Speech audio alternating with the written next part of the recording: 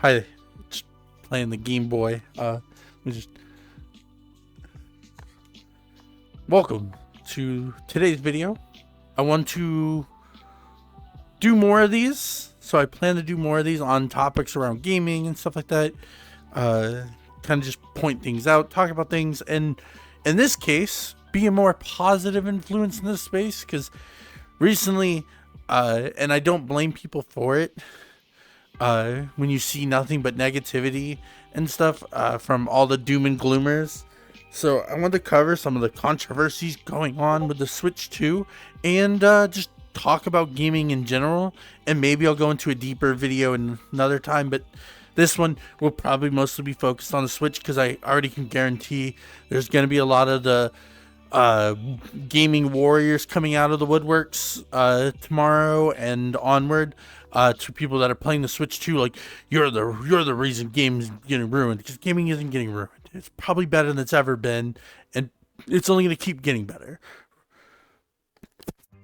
So before you start the hate comment in the comments or spreading it around like, look at this shill, look at this corporate shill, let me say that gaming is not perfect. It's never been perfect. Nostalgia will tell us, oh, gaming was perfect back when I was a kid. It wasn't. The amount of shovelware I dealt with as a kid, the amount of shovelware, oh my god, there was so much shovelware. Like, holy, every movie that came out that was like intended for a kid had some cruddy, like not really affiliated movie game put out with it that were just terrible, between the controls, camera, everything. Any like TV show that they could slap the game poorly made and stuff, like oh well, AAA developers now don't make good games. Plenty of AAA developers make good games, and plenty do have some misses, but guess what, that's also always happened. That's why we have giants like THQ. They used to be like, during the 2000s, they made some great games. And I'll put the list up right here. Like, show off some of the games right here. Oh, look at those. Look at that. I played that one. That one was great. But, you know, like, so, but now, I think they bankrupted, what, like several years ago now? I think they've been closed for like several years, THQ? Or they're like a support thing for some bigger studio now? Like, they're not making their own games anymore. They're not doing what THQ used to be. So it's like, it's what happens in the gaming space. You're going to have some misses, you're going to have some hits. And, oh, well, indie games now are better. Indie games have always been great. That's what people like me have been saying for like 15, 20 years. Like, man, this lesser known title, pretty great. You know, like, does it need to replace the AAA games that are failing? No, it's always nice to have both, because you have the big game that is made, you know, and if it comes from the one that's currently at the center of controversy, Nintendo. Let's be real. I hear it all the time. Why are people Nintendo fans? Why do you defend Nintendo? Why do you play Nintendo? Because I've been playing Nintendo for 30 years now. And I can say, in all my time playing Mario games, Zelda games, Kirby games, Donkey Kong Countries, that I still play very much to this day, constantly going back to over and over and over and over and over again. I can't remember, maybe more than off of one hand, bad Nintendo games I have played over 30 years of gaming. Hundreds of games. I've played pretty much every Mario Kart. I haven't played every Zelda game, but I'm getting to that. I've played Ocarina of Time in the last few years. I played Minish Cap, and I'm starting to play more and more of those to catch up on them. So, you know, it's like, I've played all these games, Donkey Kong, so on and so on. And, like, again, I can count on, like, one hand the amount of games I've been like, this thing is unplayable. Like, because Nintendo has great game quality, and, like, the one thing I've seen people really hang their hat on in the last couple years is, like, because Nintendo doesn't have many flops, they're like, oh, well, Violet and Scarlet weren't that great, and they had a lot of performance issues. Well, I get it. You probably only got your information from the I have no personality, so I'm only going to give you half the information content creators that do nothing but spread hatred and volatile information into a space, and you see it over and over and over again because someone else sees someone else say it, so they're gonna like, I'm gonna make a video saying the same thing, and you get like 1,000 people saying the same thing, and because it's negative, you either get people commenting that are defending, like saying, you know, you're wrong, or people that are like, oh my god, I can't believe this is true. But get this, even though Pokemon is released on Nintendo itself, its developers that make like Mario and Zelda and stuff like that, do not have a developmental part in Pokemon. That is completely handled by Game Freak. Game Freak does it all on their own. And if they do, they can reach out to other studios, as they did with, I think it was either Violet or Scarlet, or it was, whatchamacallit, Legends Arceus, one of those two. But they are, and in the terms of AAA studios, they are a very small team. Like other AAA studios have like thousands of employees or high hundreds. Last time I saw, I think Game Freak was under like 300. I could be wrong, but you know, they're on the AAA scale. They're very small. And working on 2 big titles, and because of Violet and Scarlet, they have said, hey, we apologize. We're going to rework on our gaming release schedule. And we've already seen it with Legends Arceus or A to Z, that they've postponed it a couple times because they're like, they're going to make sure it's ready this time. Like they messed up. They apologized, and they're actively working towards making up for that mistake. And people forget how good Arceus really was because, you know, it was good, so it didn't get the algorithm push that the sky is falling people get. So, again, just trying to calm the thing. And like I said, gaming's never perfect. No one's like 100 for 100, right? You're bound to have some slip-ups, right? Like, I see it even in the Dark Souls community. They love Dark Souls 1. They love Elden Ring and stuff like that. But Dark Souls 2 seems to have like a mixed bag reaction and stuff like that. Like, it's bound to happen. It's not every game's going to be the next 10 out of 10 world setting thing. Something can be a 7 or 8 out of 10 and still be good. It's enjoyable. But the problem is, like, everybody seems, if it doesn't hit like the new best thing, it's bad. Like, it's either bad or it's the next best thing. But it's okay if something's like a 7 or 8 out of 10, because we've already always had 7 or 8 out of 10s. So the one thing I want to address, another thing I guess, is game prices. Nobody's happy. Nobody's like, yes, Nintendo's $80. Let's go. Like, nobody's excited about that. Nobody's happy to see, you know, game prices rising. But for a lot of us, me included, it's like, I've looked at everything else around the world, right? You go to a store and try to buy a t-shirt. A t-shirt that used to cost like $5 costs like $25 now. A pair of jeans that used to cost like $7 now costs $35. You go to buy a gallon of milk that used to cost like $1, maybe a little, like $1.29 or $25, I think is what I used to pay when I'd run down to the shop to buy milk. It's now like $4. Eggs used to be like $1 a dozen. Now it's like $5. So it's like we've watched everything. Legos. A Lego set that used to be $20 now is like that for the same amount of pieces and the same kind of thing. Boom, $120.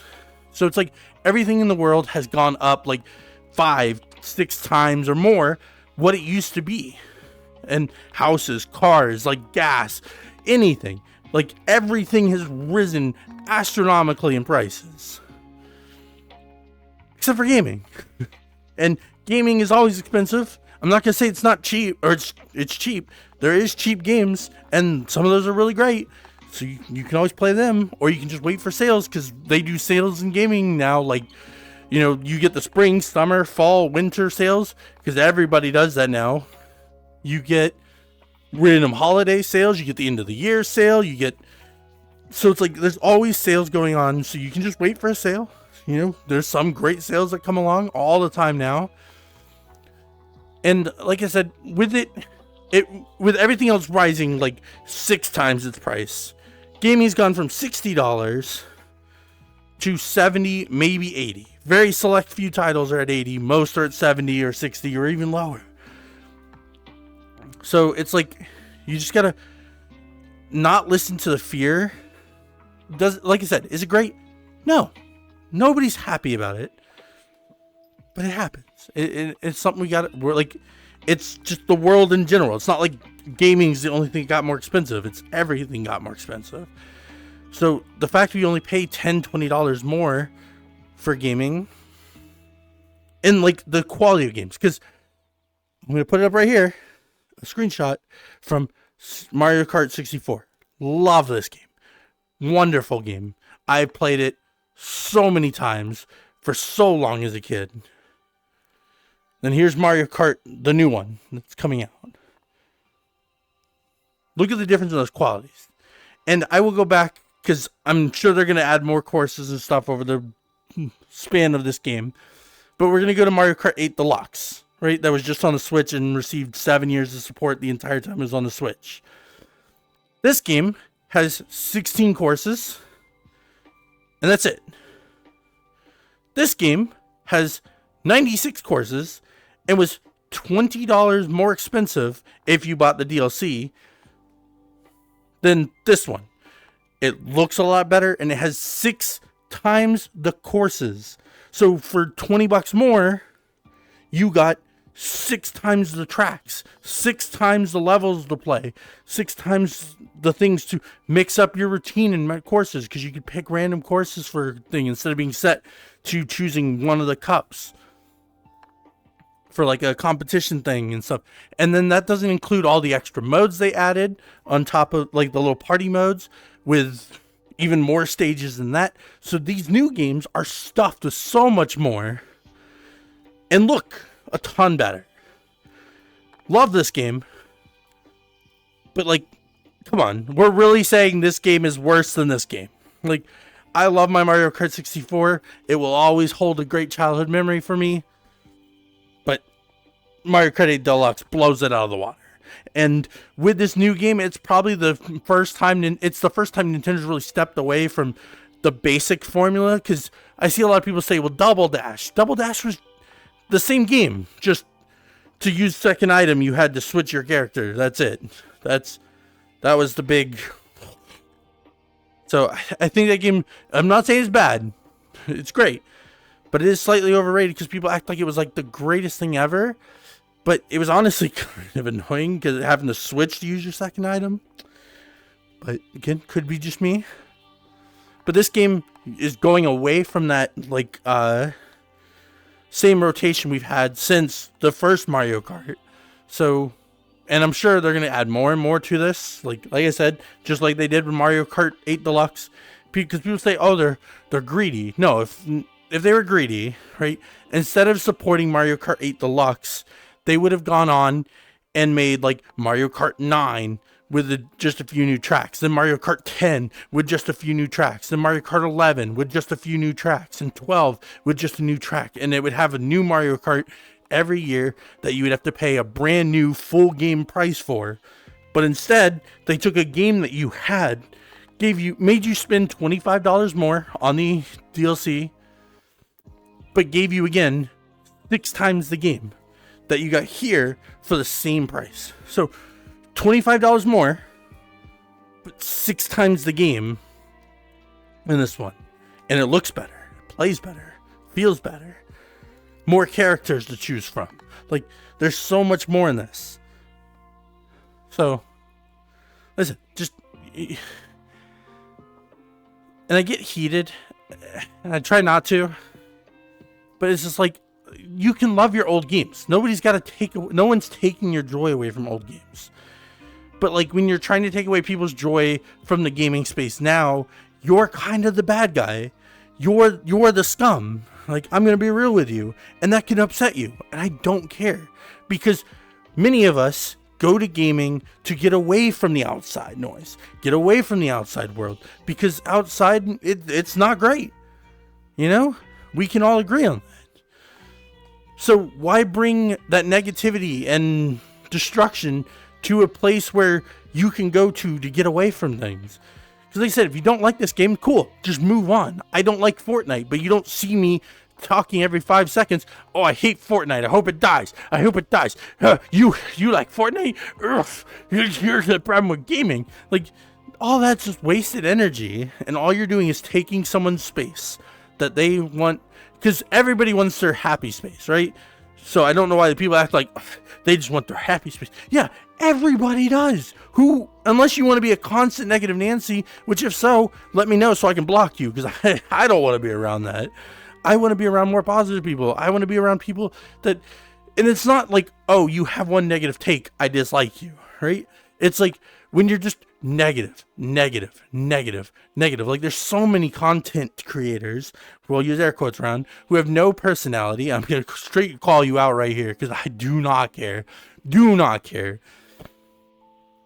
Where either you had a personality and you were doing what you enjoyed and it wasn't working fast enough for you, so you went with the easy way out of the rage bait content and stuff, because it does get pushed faster than most other stuff, which is why you see so much of it. But, or you just really have no personality, and your whole personality is, I'm gonna rage bait and doom and gloom because I'm just a negative person who loves to live in my negative world and, you know, always be upset about everything. That's why I've started blocking a lot of people on like TikTok, YouTube, stuff like that. Like, I don't want to see your stuff. If all you're gonna do, and the misinformation is always what drives me more crazy. Like, I work at a store. I've seen the price tags for the Nintendo games, for the Switch 2, on the shelf. Like, they already have it set up for when the system comes out so they can put the games there and stuff. I saw people like, $90 physicals, it's confirmed. I seen it. Can you tell me where? Because, it was like 70, 60, 70, 60, 60, 50, 70, 60, 50, 80, 60, 60, 70. Like, there was no $90 price tag anywhere. Not even like a special edition or something that was $90. There was no price tag above $80. So, and yet you're still like, I seen it. Woo, I seen it. Like, where? Like, because I didn't in my store. Like, I right there on the shelf, didn't see it. Like, with my eyes, like right there, didn't see it. Like, I don't see no $90, but yet there's like, I've seen at least 50 videos pushing the seen it. I seen it. Like crazy coots. So all you're doing is spreading fear and hate, and you're going to, like, you're doing an injustice not just to your fans, but to other people that are just going to try to enjoy gaming like they always have, because they're not happy about the price increases, but they understand it because, you know, some of us have matured a little past, you know, the, like, I don't want to say anything too mean because I did say I want to be positive. So, but like maturing, as they say, like, is realizing, because everything else has risen in price, gaming was inevitably going to raise in price. And the fact that gaming has risen a lot less, while the game quality has changed, as I showed earlier, from how much content and how the game looks and runs between Mario Kart 64 and Mario Kart 8 Deluxe, as an example. Like, it's crazy what we get nowadays for only like $10, $20 more. And I'll say this, because who is like probably the number one supporter of DoorDash? Gamers who spend all day gaming and all night gaming, and they haven't eaten anything, so they're like, I'm gonna order Taco Bell or McDonald's, and then you order like one of their overpriced meals and you have it delivered to you. One meal with a tip and fees and all that's $24, where if you just got up and spent the 5 minutes it takes to travel to like any McDonald's, because like everybody's like no more than like 5 minutes from McDonald's, you can get that same meal for like $10, and you can get like rewards points, because like every place has their own like point system where if you order through the app you get points and stuff for free stuff later. So you could cut, like, just cutting like 2 DoorDash orders out of your monthly spendage, which I've seen some people post their monthly spendage on DoorDash. And I know I'm guilty of it too, which is why in the last few months I've stopped ordering DoorDash. But, you know, it's just cutting out DoorDash and just going getting the food yourself. You know, just boom. And I've had my friend was like, you know, like even if you don't have a car, like if you have like a coworker or something that you can kind of talk to or something, but like, hey, you want to go get free food? I'll pay, because you can go get, you know, again, I've put it up there. I checked once, like the meal I get at McDonald's, if I ordered it through DoorDash, just it through DoorDash, getting it delivered, right, it's cheaper for me to go with a friend to McDonald's and order me a meal, them a meal, and both of us have food versus one order of DoorDash. So unless you're like cheaping out on the tip, which then you're kind of a scum for that, because, you know, they rely on that on that for their money. So, but that's the point. Like, I see all the people complaining, like even just cutting one DoorDash order out of your month, right, covers the $60 to $80 game jump if every game goes to $80, which Xbox announced. But I don't see any hate towards Xbox. That Game Pass money be great. But at the same time, I mean, they do have that offer of Game Pass for monthly. But again, something I'll get into in a later video, because I'm rambling enough.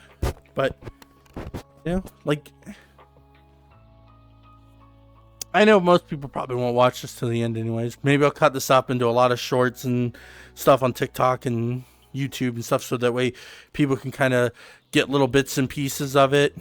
But like I said, gaming's not perfect, never will be perfect. Just let people enjoy what they enjoy, and just have fun. Like, find the joy back in your life.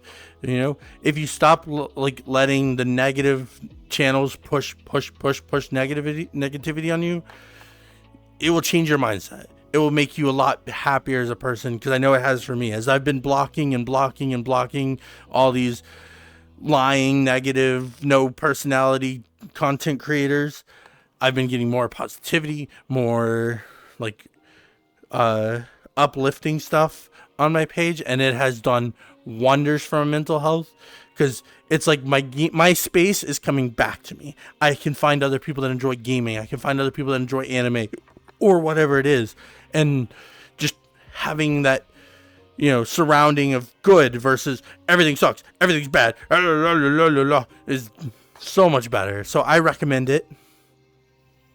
If you don't like me, hey, it is what it is, right? Not everybody's for everybody, and the negative content that is pushed these days is definitely not for me, because like I said, don't think it's perfect, but I think gaming right now is just as good as it's ever been. But that being said, I'm gonna wrap up this video because I'm splattering enough. But what I'll do is, in the future, like I said, I want to do more structured videos, so I'll probably start working on some scripts instead of just kind of blabbing, because I do get into rambly mode a lot. But I've got a lot of topics to cover, a lot of things I want to talk about, a lot of things I want to push up that maybe don't get pushed up because people like don't, because positivity doesn't seem to really shine in a age where everybody talks about vibe. The vibe is always so negative online. So we're gonna try it anyways. I don't care. I'm gonna push it. I'm gonna keep trying, and even if it doesn't work out, hey, I'm gonna keep trying. I'm gonna be here. And the last thing about gaming, like, oh, it's not great. What do you mean? I'm sitting here in VR. Like, remember how I started the video with this thing? This is what I grew up with. A little screen, no color, no backlight, no nothing. Like, brick. This thing was huge. You know what we have now? Look at this. Come here. No, let me grab you. There we go. Look at this.